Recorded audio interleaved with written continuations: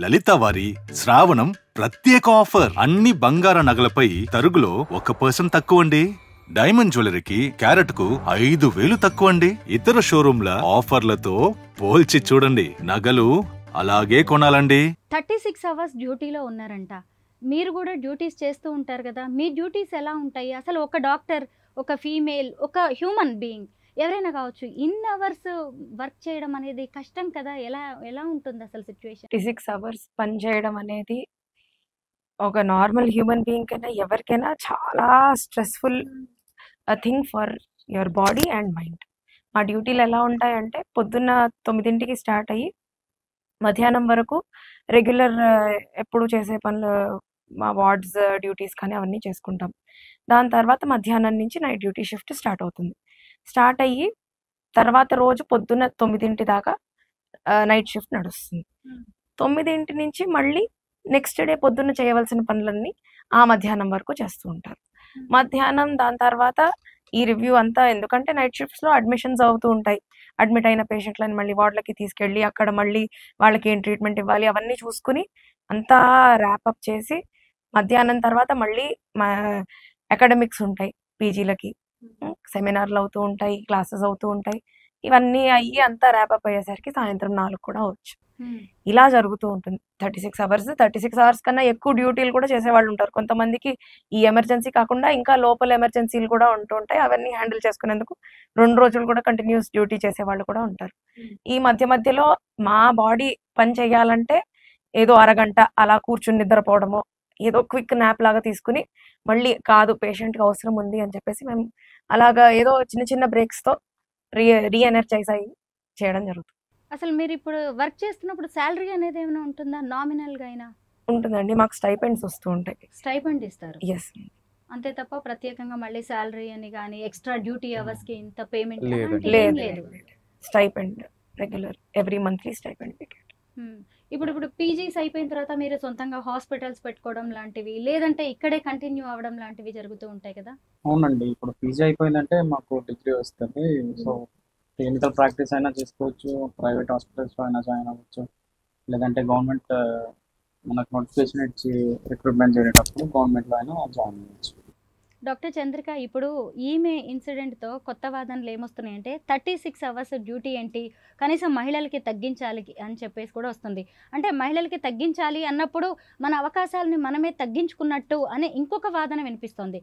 కానీ దాని బదులు సెక్యూరిటీ పెంచాలి, మాకు కొంచెం ఇంకా కంఫర్ట్ జోన్ని ఇవ్వాలి అనేది కూడా డిమాండ్స్ వినిపిస్తున్నాయి. మీరేమంటారు? మీరు ఏం కోరుకుంటున్నారు అసలు మీ డ్యూటీస్కి సంబంధించి? Doctor, female doctor, male doctor అని తేడా లేకుండా మేము ఎప్పుడైతే డాక్టర్ అవ్వాలని ఒక కళతో మేము ముందుకు వస్తామో we're ready to do. 36 hours కాదు, 72 అవర్స్ కాదు.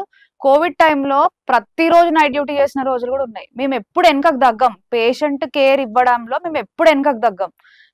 ఎలాంటి టైప్ ఆఫ్ పేషెంట్ కేర్ కానీ, క్రిటికల్ కేర్ కానీ, రోజుకి 200-300 ఓపీలు చూడడంలో కానీ, రోజుకి 100 మంది వార్డులో ఉన్నా సరే we will not get back. అంటే 100 మంది ఉన్నా మేము అదే ఎనర్జీతో అదే మోటివ్ ఏంటంటే పేషెంట్ మంచిగా కావాలి, ఒక క్వాలిటీ హెల్త్ కేర్ ఇవ్వాలన్న మోటివ్తోనే మేము ముందుకెళ్తాం. కానీ 36 అవర్స్ డ్యూటీ అమ్మాయికి వేసినారు, 36 అవర్స్ అబ్బాయిలకు వేసినారు, ఈ మైండ్ సెట్ మా ఏ డాక్టర్స్ లో కూడా ఉండదు. 36 అవర్స్ కాదు, 48 అవర్స్ డ్యూటీగా 72 అవర్స్ డ్యూటీస్ కూడా డాక్టర్స్ చేస్తారు. We're ready to do. అవసరం ఉన్నప్పుడు ఎపిడెమిక్ టైంలో every Indian doctor did that. అది మేము మళ్ళీ కొత్తగా ప్రూవ్ చేసుకోవాల్సిన అవసరం లేదు. అదే కాకుండా in the worst situations also we did. అంటే ఉస్మానియా జనరల్ హాస్పిటల్ ఇప్పుడు ఏదైతే శిథిలావస్థలో ఉందో అలాంటి హాస్పిటల్స్ లో కూడా చేసినాం. అంటే అట్లాంటి హాస్పిటల్ కూడా ఇప్పుడు చేస్తున్నాము. సరిగ్గా వసతులు ఉండవు, సరిగ్గా ఎలాంటి ప్రాపర్ వసతులు లేకుండా కూడా మేము డాక్టర్ సర్వీస్ ఇచ్చినాం. సో ఇంకా మేము అడుగుతుంది ఏంటంటే better security system, so that మేము ఇంకా వర్క్ చేస్తాం. మేము ఎక్కడ కూడా అమ్మాయిలకు 36 అవర్స్ వద్దు, అబ్బాయిలకు ఇవ్వండి, లేకపోతే అబ్బాయిలకు వద్దు అమ్మాయిలకు ఇవ్వండి. There is no concept of male female here. We're all doctors, that's it. We're all doctors. We're ready to do our duties. మేము మమ్మల్ని ఎవరు ఫోర్స్ చేస్తే రాలేదు. మా పేరెంట్స్ కానీ, సొసైటీ కానీ, లేకపోతే ఇంకెవరో ఫోర్స్ తోటి మేము డాక్టర్ ఫీల్డ్ తీసుకోలేదు. ఇది ప్యూర్లీ మేము నచ్చి ఎంచుకున్న ప్రొఫెషన్. ఏ డాక్టర్ని అడిగినా ఇదే చెప్తారు, మీరు నచ్చి ఎంచుకున్న ప్రొఫెషన్. కాబట్టి మేము అడుగుతుంది ఒక్కటే, ఒక మంచి లా. ఎట్లయితే మన కెనడాలో, సౌత్ కొరియాలో, యూకేలో, యుఎస్ లో లాస్ ఉన్నాయి డాక్టర్స్ కి. ఒక డాక్టర్ మీద అటాక్ అయిందంటే గంటలను మీకు జస్టిస్ వస్తుంది అక్కడ. So we're asking for that laws. అంతేగాని మాకు డ్యూటీలు తగ్గించండి అని ఎప్పుడు ఏ డాక్టర్ కూడా కంప్లైంట్ చేయలేదు ఇప్పటి వరకు. మీరు చూసుకుంటే కూడా మేము అడిగేది ఒక్కటే, మాకు కరెక్ట్ గా ఒక మంచి వ్యవస్థని ఇవ్వండి, మీరు ఆ వ్యవస్థలో మేము పని చేస్తాము. మీరు వ్యవస్థ కరెక్ట్ గా లేకపోతే మేము ఎంత కష్టపడినా waste. So we're only asking for a safety as special protection force from the state and central protection act from the central. We're asking ఇవే అడుగుతున్నాం తప్పితే డ్యూటీలు తక్కువ చేయండి, లేకపోతే ఇంకే మాకు మా అమ్మాయిలకు డ్యూటీలు తక్కువ చేయండి, అబ్బాయిలకు. నేను చెప్పాలంటే అమ్మాయిలు కంటే అబ్బాయిలే ఎక్కువ డేంజర్ జోన్ లో ఉంటారు హాస్పిటల్స్ లో. అమ్మాయి అంటే ఎక్కడో కొంచెం ఆలోచిస్తారు చేతి లేపడానికి, కానీ అబ్బాయి అయితే డెఫినెట్లీ అటాక్స్ మోర్ అటాక్. కాకపోతే అబ్బాయి బయటకి రాడు చెప్పుకోవడానికి అని చెప్పి బయటకు వస్తలేవు ఇన్సిడెంట్స్, కానీ అమ్మాయిల కంటే అబ్బాయిల మీద అటాక్స్ ఎక్కువ అవుతాయి. కాకపోతే ఒక అబ్బాయి ఏం ఫీల్ అవుతాడంటే ఏం చెప్పుకుంటాంలే, వాడు మనమే చేయలేపిండని ఏం చెప్పుకుంటాం, కొట్టినని ఏం చెప్పుకుంటాం అన్న ఒక భావనతోటి బయటకు వస్తలేడు తప్పితే అబ్బాయిలకు కూడా చాలా మెంటల్ ప్రెషర్ ఉంటది. ఇప్పుడు ఫర్ సపోజ్ నా మీద ఒక పేషెంట్ నా మీద అరిచినాడు, లేకపోతే నా మీద చేయి లేపినాడు, అది మైండ్ నాలో ఎన్నో నెలల వరకు ఉంటది. అది ఆ పెయిన్ అన్నది, లేకపోతే అది ఏదైతే ఇన్సిడెంట్ అయిందో దానివల్ల నేను వేరే పేషెంట్లను చూడలేకపోతా ప్రాపర్ గా. అరే ఆ రోజు ఆ కేసు అట్లా వచ్చింది, వాడు అట్లా చేసినాడు, అరే మళ్ళీ ఇంకో కేసు అలాగే వచ్చింది, సో నేను దీన్ని అవాయిడ్ చేయాలి అని అనుకుంటా తప్పితే నేను ముందుకెళ్ళి ధైర్యంగా చూడలేకపోతాను. అబ్బాయిలైనా సరే అమ్మాయిలైనా సరే. సో అమ్మాయిలు ఎంత ప్రొటెక్షన్ లేకుండా ఉన్నారో డాక్టర్ ఫీల్డ్ లో, అబ్బాయిలు కూడా అట్లానే ఉన్నారు. కాకపోతే మేము చెప్పుకుంటాం, వాళ్ళు చెప్పుకుంటలేరు, అదే డిఫరెన్స్ అక్కడ. డాక్టర్, మీకు వరంగల్ డాక్టర్ ప్రీతి సూసైడ్ కేసు గుర్తుండే ఉంటుంది కదా.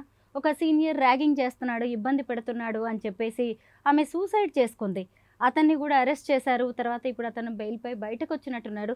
ఇలాంటి డాక్టర్స్, ఫీమేల్ డాక్టర్స్ ఇలాంటివి ఏమైనా ఇబ్బందులు ఎదుర్కొంటూ ఉంటారా? సీనియర్స్ నుంచి కావచ్చు, ప్రొఫెసర్స్ నుంచి కావచ్చు, హాస్పిటల్ మేనేజ్మెంట్స్ నుంచి కావచ్చు, ఏదైనా హెరాస్మెంట్? చెప్పలేను, బట్ ఓవరాల్ గా ఇండియన్ డాక్టర్స్ లో 28% ఆర్ డిప్రెస్డ్ యాంగ్జైటీ సిచ్యువేషన్స్ లోనే ఉంటారండి. ఎందుకంటే మాకు డ్యూటీ అవర్స్ కావచ్చు, మా అకాడమిక్స్ కావచ్చు, మళ్ళీ మేము పర్సనల్ లైఫ్ బ్యాలెన్స్ చేసుకోవాలి, మా హెల్త్ కూడా మేము చూసుకోవాలి, మళ్ళీ ఇలాంటి వర్స్ట్ సిచ్యువేషన్స్ లో మేము పేషెంట్ కేర్ ప్రాపర్ గా ఇవ్వాలి.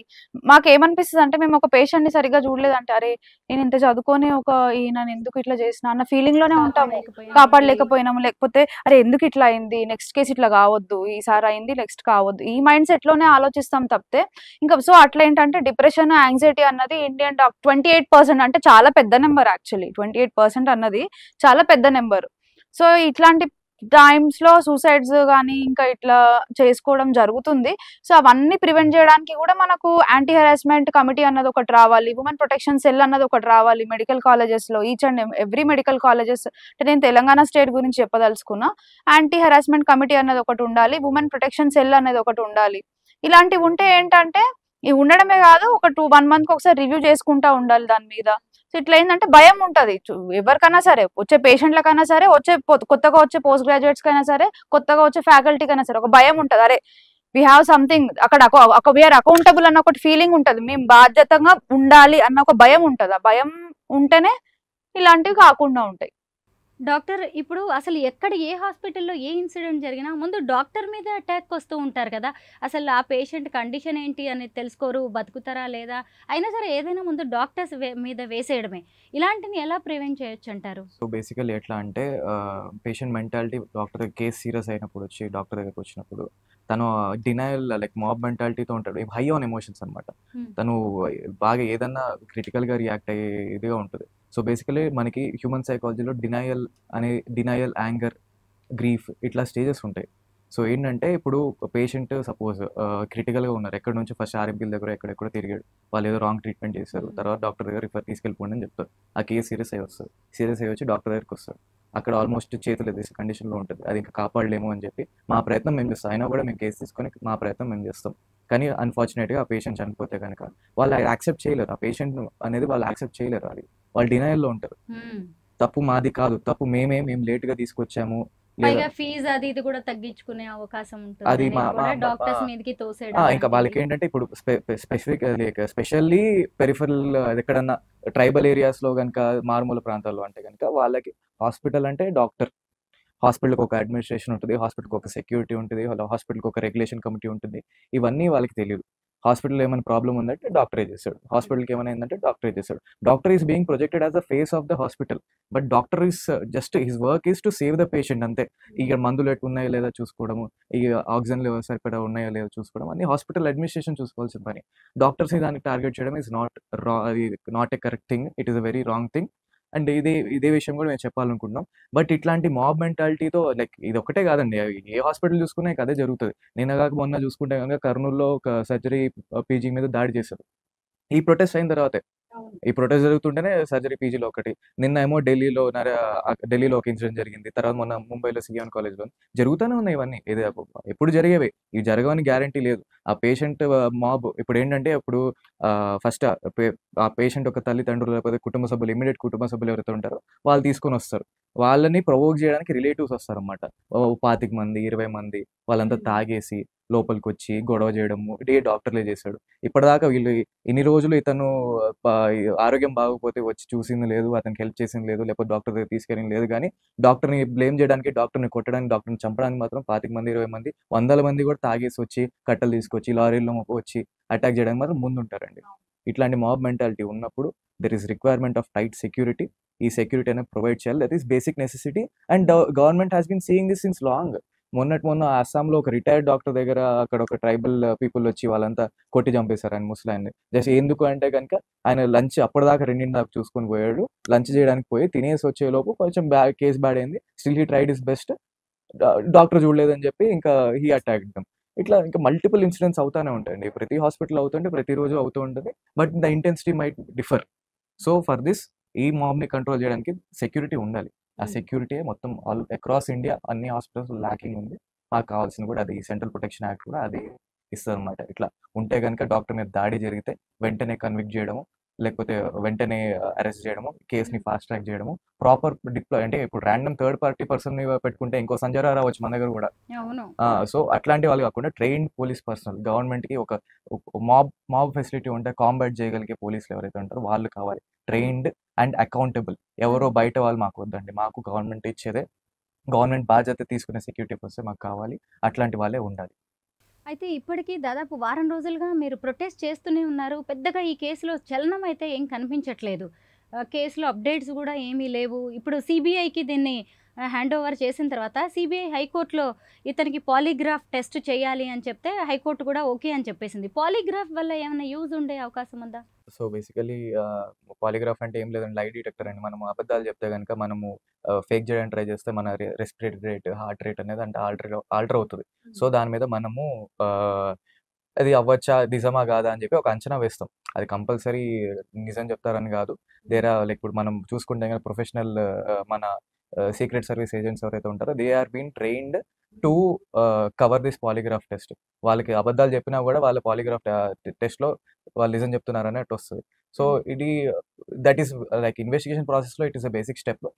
బట్ ఇంత రిమార్స్ లేని అతనికి నేనే చేశాను అని చెప్పుకుంటాడు. ఇతనుగా నేనే చేశాను, మొత్తం నేనే చేశాను ఒప్పుకుంటాడు. పాలిగ్రాఫ్లో ఏమైనా బయటపడుతుందేమో అని చెప్పి విల్ సీ.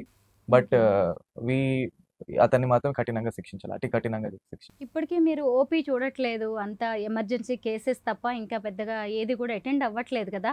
అయినా ఇన్ని రోజులైనా కానీ దీనిలో పెద్దగా కనిపించట్లేదు. నెక్స్ట్ మీ యాక్షన్ ప్లాన్ ఎలా ఉండబోతోంది?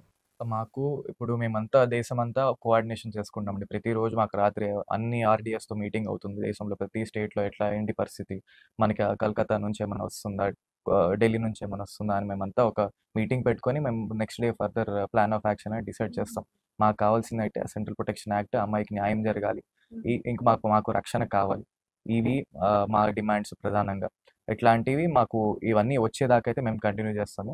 కొన్ని స్టేట్స్ ఎమర్జెన్సీస్ కూడా బాయ్కాట్ చేసి వాళ్ళ స్టేట్లో ఉన్న ఇష్యూస్ బట్టి కొన్ని మేము ప్రస్తుతం తెలంగాణకైతే మనము ఓపీడీస్ అండ్ ఎలెక్టివ్స్ బాయ్కాట్ చేసాము. ఎమర్జెన్సీస్ అయితే ఇంకా క్లోజ్ చేయలేదు.